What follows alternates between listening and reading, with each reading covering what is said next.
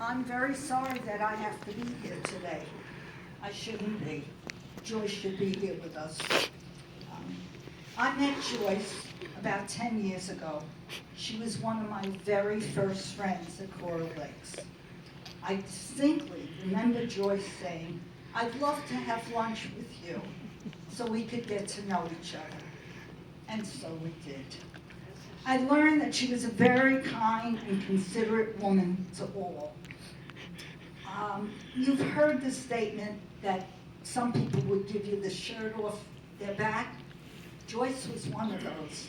If you told her you liked something that she was wearing, she would take it off and give it to you.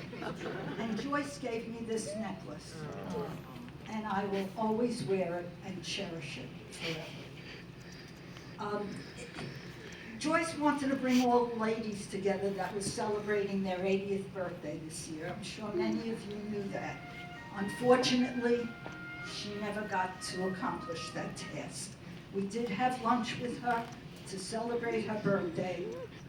It was not the way she wanted it, but she was very, very grateful. And so are we. She was just such a good person. That's the only way to describe it. She didn't have a jealous bone in her body. She would always ask others, "How are your grandchildren doing?" Even though she didn't have to celebrate her own. And that was unbelievable. There is no doubt in my mind, and I'm sure all of you agree, that Joyce Liddell made this place a better place to live. May she rest in peace.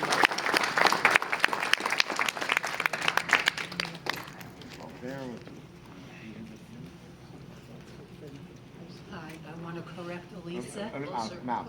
I want to correct Elisa. Joyce and I knew each other since we were 10.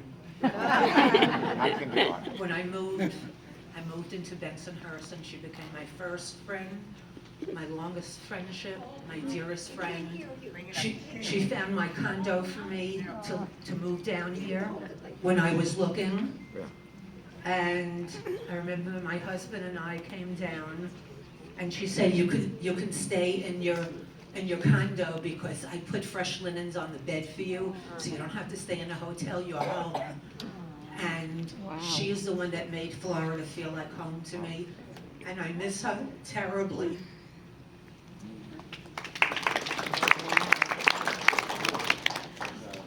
One gentleman back here. So, excuse me, sorry.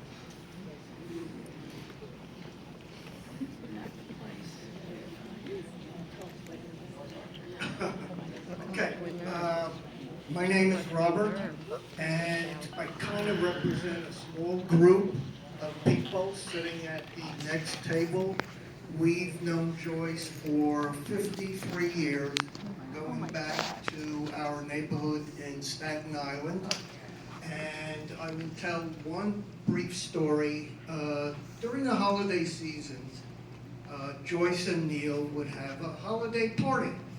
And it was good food, good drink, but the most fun was the tag team of Neil and Joyce telling stories.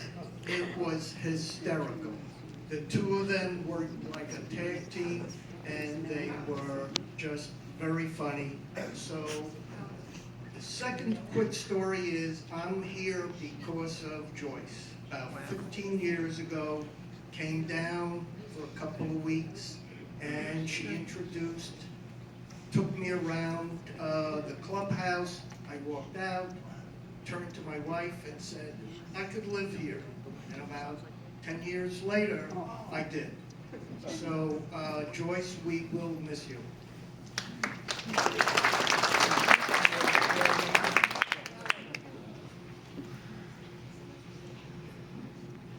Hi. I lived across the street from all of you. I'm Randy, and this is Paul, the Zuckerbergs. And you and Neil were not living at the house, it was you and your dad. So we were on the corner house in Staten Island. I worked also with Joyce in our high school, Ralph McKee High School, where we worked together and we would carpool together. And when we went into the room, I happened to be in her classroom because I'm a paraprofessional. And Joyce said, Randy, don't tell anybody my last name. I said, okay, not a problem. She went in front of the classroom and she said, hi, my name is Miss Sugar. And I looked at her and I just cracked up. I said, Joyce, what do you mean Miss Sugar? I knew what she meant. Yeah, I'm crazy and you know it too, in a good way. And then she started working with us at the UFT office, teaching Yiddish.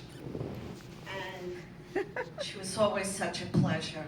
And when I found out that there was this memorial here, we rushed because we don't know this area. We live in Boynton Beach on the other side. And I was just so glad to get here just to tell you how much we loved her.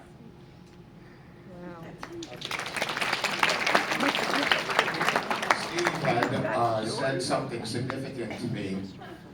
He said a number of things when I asked him about Joyce. And I think the thing that was most outstanding to me was when he said that when he met her at JCC, his second life really began.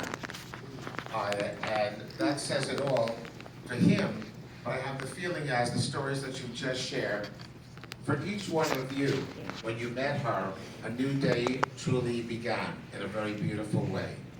So I thank you, and by the way, as I said, share the stories at your own tables, and that's very, very special.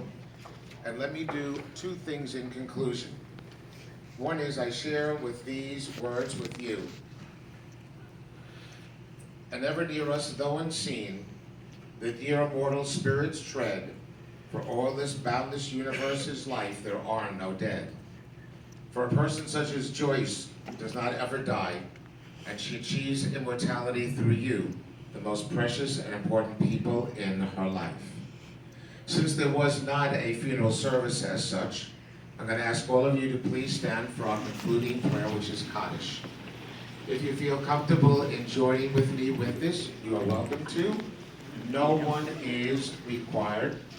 We welcome those of you who are not of the Jewish faith and don't know Hebrew necessarily, to join in as well. Because you're all here out of your shared love for this woman and her family in support of them as well.